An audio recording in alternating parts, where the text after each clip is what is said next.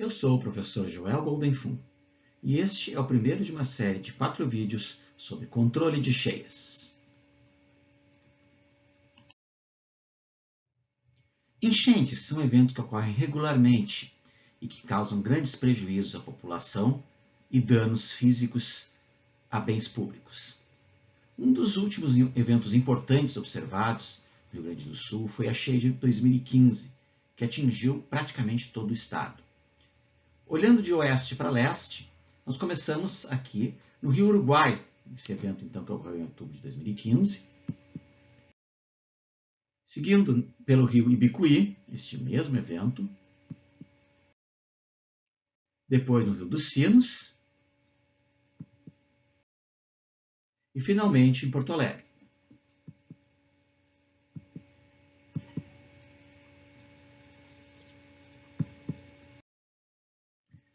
É muito comum, quando a gente vai visitar algum local, fazer algum estudo com controle de cheias, controle de enchentes, conversar com as pessoas e ouvir coisas como esse, do tipo: nunca aconteceu algo assim antes. Ou então, eu moro aqui desde 1940, eu moro aqui desde que eu nasci, eu moro aqui desde que eu era criancinha e a água nunca chegou neste local. Às vezes é verdade, mas muitas vezes não é. Muitas vezes as pessoas ficam influenciadas pelo último evento e esquecem de fatos importantes. Quando a gente vai atrás dos dados, a série de dados, se houver dados de níveis ou marcas de enchente, a gente verifica que já houve eventos importantes. Às vezes, até mais importantes do que aquele. Vamos ver alguns exemplos.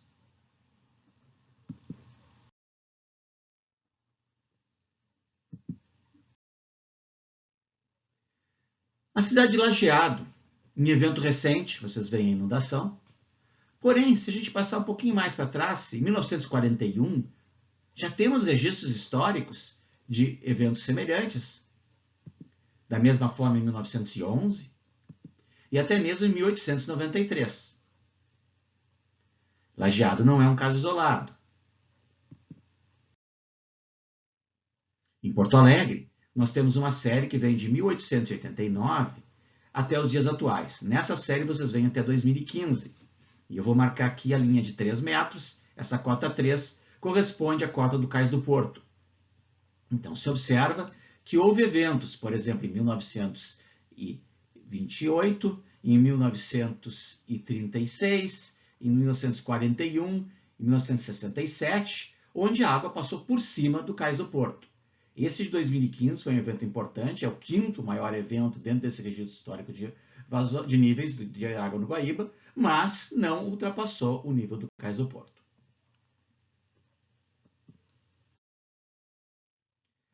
Uma coisa interessante é o conhecimento popular, que chama de as águas de São Miguel ou as enchentes de São Miguel, que correspondem a esses eventos que ocorrem entre o final de setembro e o início de outubro.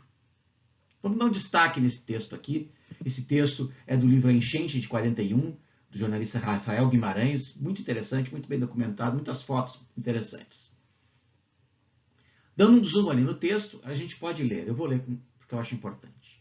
O imenso e generoso Guaíba é, na verdade, o desaguadouro de uma grande bacia hidrográfica que abrange uma área de 30% do território gaúcho e recebe as águas de 4 rios extensos e caudalosos: Jacuí, Caí, Gravataí e Sinos. A cada chuva forte, as águas desses 4 rios convergem ameaçadoramente em direção à cidade. Como a capital gaúcha está situada apenas 3 metros acima do nível do mar, a população constantemente vulnerável. O Guaíba transborda e alaga as águas mais baixas da cidade. Assim, as grandes enchentes, pelo menos uma a cada década, fazem parte do cotidiano de Porto Alegre. Salvo raríssimas exceções, elas se sucedem em setembro e outubro, meses de grande precipitação. Por isso recebem o nome de enchentes de São Miguel, o arcanjo, cujo dia de devoção é 29 de setembro. Tem algumas imprecisões técnicas. Nós vamos ver que, na verdade, isso não é alagamento, não alaga as áreas mais baixas, mas sim inunda. Não é exatamente 3 metros, mas aproximadamente 3 metros acima do nível do mar. Mas, de qualquer maneira, é interessante. Esse nome das enchentes de São Miguel é um nome que se repete. Então, eu mostrei para vocês aquelas figuras. Em 1926, nós temos registros fotográficos da enchente de São Miguel, que ocorreu no final de setembro de 1926. Aqui vocês têm algumas imagens dessa cheia importante. A maior cheia da história de Porto Alegre é a cheia de 1941. Essa não ocorreu como uma enchente de São Miguel. Ela ocorreu no período entre abril e maio. Foram 45 dias de chuva em todo o estado, ou em toda a bacia do Rio Jacuí, basicamente. Foi um evento que atingiu a maior parte do estado e que se caracterizou por grandes volumes de chuva. Aqui vocês têm uma imagem onde se observa o Cais do Porto. Aqui onde está essa linha de alta tensão é mais ou menos onde hoje está o Muro da Mauá. Aqui vocês têm outras imagens desse mesmo evento. Vocês observam o mercado público. Vocês observam as ruas centrais da cidade. Eu vou fazer aqui só pegar umas imagens entre 1941 e hoje. Vocês observam nessa imagem aqui de baixo que essa casa daqui, ó, ela ainda existe hoje. Ela existe exatamente, ou quase exatamente como ela era na época. E vocês podem ver que a água chegou na altura quase da porta. Da mesma forma, vocês veem aqui o mercado público, naquele dia e nos dias de hoje.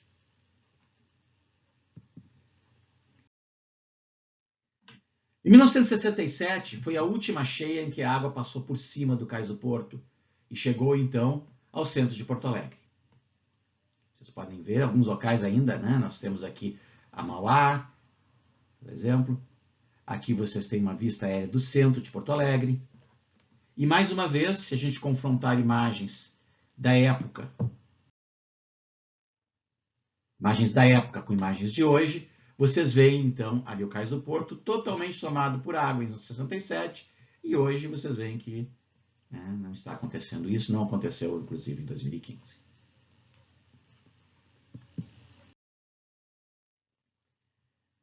Bom, além dessas questões, existe uma outra bastante recorrente.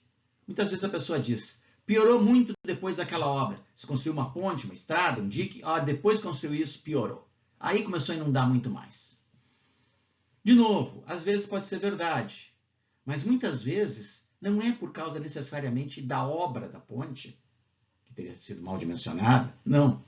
É por causa de outras coisas que até podem estar relacionadas com a ponte, principalmente questões de uso e ocupação do solo. Muitas vezes a construção de uma estrada, a construção de uma ponte, facilita com que outras áreas possam ser ocupadas e se mude, então, o uso do solo. Então, um uso que antes era de solos naturais, de repente virou solo agrícola. Ou que era solo agrícola e houve expansão urbana. No momento em que há uma expansão urbana, há uma impermeabilização do solo e aumenta a vazão. A água que antes penetrava no solo, agora escoa na superfície do solo. Eu vou trazer para vocês um exemplo de mudança de uso do solo que é bastante próximo de nós, porque é aqui em Porto Alegre.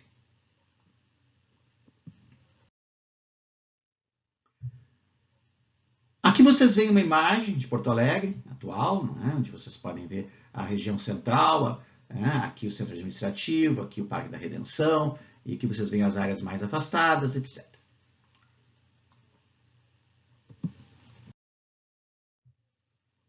Nem sempre foi assim. Aqui vocês podem ver que determinadas áreas, por exemplo, aqui na área do Cais do Porto, isso foi urbanizado, foi aterrado do Guaíba. Nós temos desde 1888 os primeiros aterros, isso foi chegando até 1954. E depois, em 1956, 73, 78, essa outra área daqui foi aterrada. Isso aqui é a área onde hoje é o Parque Marinho do Brasil. Isso aqui é onde passa hoje a Borges de Medeiros. A Borges de Medeiros morria aqui. Isso aqui é a Praia de Belas.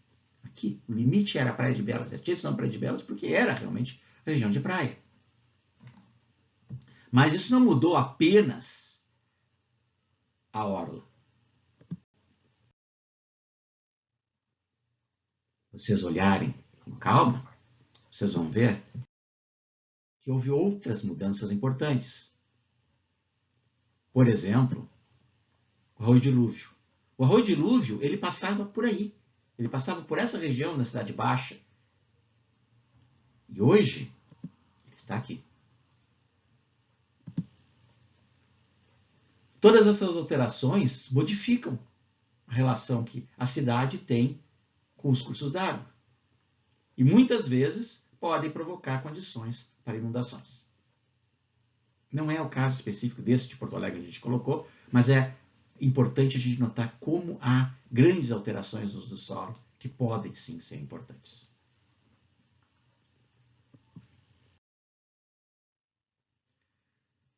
Um conceito importante a definir é a diferença entre enchente, inundação e alagamento. Isso ficou caracterizado de uma forma legal a partir de uma instrução normativa de 2002 do Ministério da Integração Nacional, onde se criou a Codificação Brasileira de Desastres, COBRAD. Por essa codificação, uma série de desastres foram colocados, e isso serve hoje, por exemplo, para a Defesa Civil, isso serve para determinar situação de calamidade pública, situação de emergência. Por isso é importante a gente utilizar. Enchente é uma coisa, inundação é outra, alagamento é outra. Não são sinônimos em termos legais. Enchente, ou cheia, é simplesmente elevação do nível da água no rio. Quando o rio está subindo, é uma enchente ou cheia, enquanto ele não extravasar.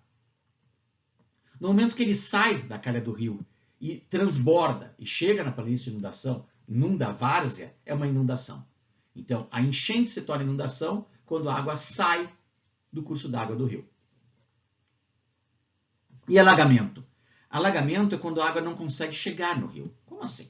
Ora, existe a drenagem. A drenagem pode ser natural, pode ser artificial. O que acontece é que em alguns locais ela pode não ter capacidade de escoar uma chuva muito intensa e vai acumular água. Isso é muito comum, por exemplo, numa esquina onde tem uma boca de lobo. A boca de lobo foi dimensionada, digamos, pelo de retorno de 5 anos e acontece uma chuva com período de retorno de 10 anos. É óbvio, a boca de lobo não tem capacidade de engolimento suficiente para aquela água toda, então vai alagar, vai acumular por um período de tempo a água. Depois, terminada a chuva, às vezes até antes, a água vai embora, naturalmente. Então, inundação quando a água sai do curso d'água. Alagamento quando a água não consegue chegar por deficiência do sistema de drenagem. Deficiência pode ser por questões de projeto mesmo, ela não foi projetada com uma chuva tão intensa, pode ser por questões de manutenção. Ela não está sendo corretamente mantida e ela não tem, então, a capacidade que ela deveria ter.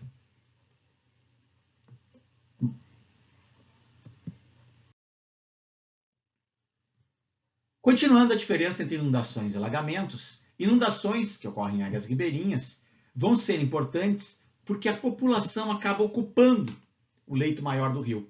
Então, normalmente, como vocês veem na parte superior da imagem, vocês têm uma área inundada. Se as pessoas se limitassem a ocupar essas áreas que não são inundadas, não haveria problema. Essa inundação aqui é a decorrência natural do ciclo hidrológico. Ocorre naturalmente, a cada 1, 2, máximo 3 anos, o rio sai para fora da calha menor e invade a calha maior, é normal. Porém, se isso aqui estiver ocupado, o que vai acontecer? Essa invasão do rio, que não é uma invasão na realidade, né? Essa área já era naturalmente do rio. O rio estava ali, naturalmente ocupava essa área. E no momento que a gente ocupou uma área que era do rio, quando houver enchente, para onde é que essa água vai? Ela vai acabar fazendo o que muitos brincam, dizem que é pedido de reintegração de posse. Ela vai ocupar essa área. E como tem obstáculos, muitas vezes a altura da enchente acaba sendo maior do que era antes. Aqui vocês têm um exemplo. Vocês têm um exemplo, União da Vitória. Vocês vão ver, mais adiante eu falo direitinho sobre isso aqui. Porto União e União da Vitória, na divisa de Santa Catarina e Paraná. Vocês veem isso aqui. A gente já vai falar disso um pouquinho melhor mais adiante. Já os alagamentos, muitas vezes, são devido ao processo de urbanização. A ocupação do solo impermeabiliza a área. A água que antes entrava no solo e escorria lentamente por dentro do meio poroso, agora ela escoa rapidamente. O que ela levava horas, talvez dias, agora ela chega em minutos, às vezes. O mesmo volume em menos tempo é mais vazão. Certo? Então, vocês podem ter alagamentos. E aqui vocês têm o caso de alagamento por incapacidade da rede ou por impermeabilização. Quem sabe se isso aqui fosse tudo solo permeável, a água infiltraria e não causaria o alagamento.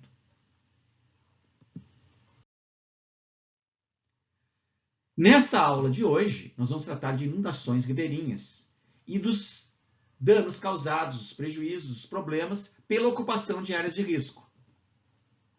Como eu disse antes, o leito menor corresponde a um risco de cerca de 2 anos de período de retorno, um pouco menos, um pouco mais. Já o leito maior corresponde a um período de 100 anos. Isso depende muito, evidentemente, da variabilidade temporal. Se a gente ocupar o leito maior, ali onde vocês veem essas árvores aqui, se houver ocupação, está sujeito a alguma enchente. Talvez aqui não a de 100 anos, aqui sim. Então, o que vai acontecer? Nós vamos ter problemas aqui de inundações, mas em áreas que já eram naturalmente ocupadas pelo curso d'água, pelo seu processo natural que tem esse extravasamento.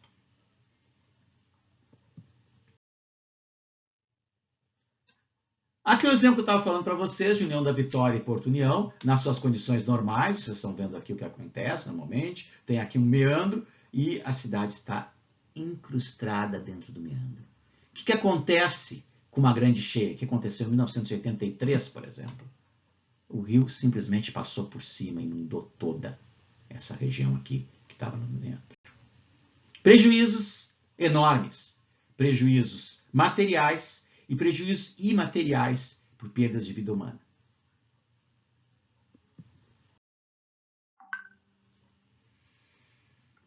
Quais são as principais características, então, das inundações ribeirinhas em termos de ocupação dessas áreas?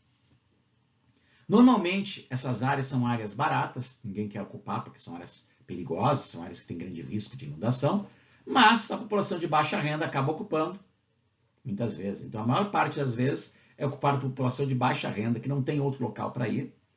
E não havendo um planejamento urbano adequado, ela tende a ocupar essas áreas enquanto não houver cheias. Então, é normal ocorrer uma cheia, passar 2, 3, 4, 5 anos sem ocorrer cheia nenhuma. Ocorreu aquela enchente, as pessoas foram retiradas dali, etc. No ano seguinte não ocorre, no outro não ocorre, daqui a pouquinho está tudo ocupado de novo. Quando chega uma inundação maior, os impactos são muito importantes, grandes prejuízos, problemas públicos, muitas vezes perdas de vida, problemas de saúde pública, uma série de questões.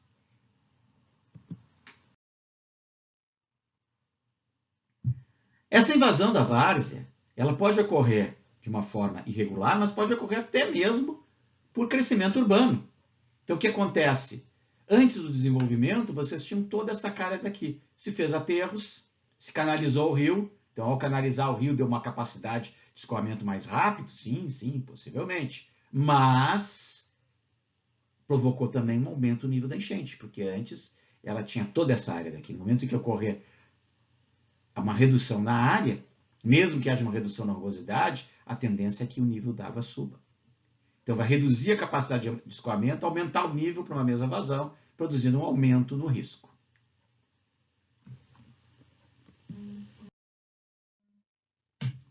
Bom, a ocupação inadequada ela é proibida pela legislação.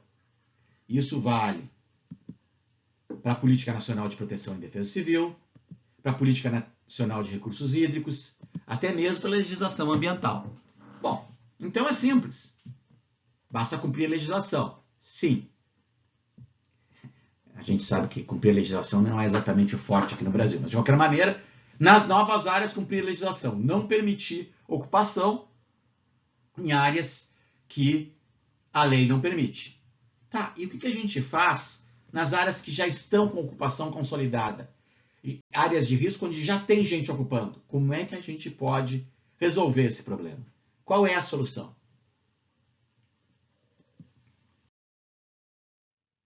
O que nós podemos fazer? Bom, vamos primeiro definir risco. Tá? E aqui tem uma definição bem simples, uma definição de 1999, ela é simplificada, até um pouco simplória, mas serve para a gente entender. O triângulo de risco de Christian diz o seguinte: o risco ele é uma combinação de perigo, exposição e vulnerabilidade. Pensando em inundação, perigo é a possibilidade de haver inundação naquele local. É um local onde pode inundar, onde o rio pode sair? Há perigo. É um local onde é muito difícil ele sair, o perigo é baixo. Há um local onde é impossível o rio sair, não há perigo. Bom, mas se houver perigo e não houver exposição, o risco pode ser muito pequeno. O que é exposição? Exposição é o tipo de uso que nós temos no local. Imagine o seguinte, é uma área agrícola com plantações que podem conviver com cheias. Então a exposição é pequena. É uma área urbana ocupada por pessoal de baixa renda. Opa, a exposição é grande. Então, a combinação perigo mais exposição controla o risco. Porém, pode haver exposição, mas a área pode estar protegida. A vulnerabilidade ser baixa, o tipo de uso ser adequado. Por exemplo, tem edificações, mas essas edificações têm o seu nível elevado de forma tal que elas estão mais altas do que a cheia esperada na região. Ou ela tem exposição, mas a exposição é com usos que podem conviver com cheias, por exemplo, pode ser um estacionamento. Né? Então a vulnerabilidade pode ser baixa. Então o que a gente pode fazer? A gente pode diminuir o risco atuando em duas ou até em 3 lados desse triângulo. Então, por exemplo, aqui, a gente reduzindo a vulnerabilidade, reduz a área do triângulo, reduz o risco. É essa a ideia. Esse é o conceito de uma forma bastante simplificada.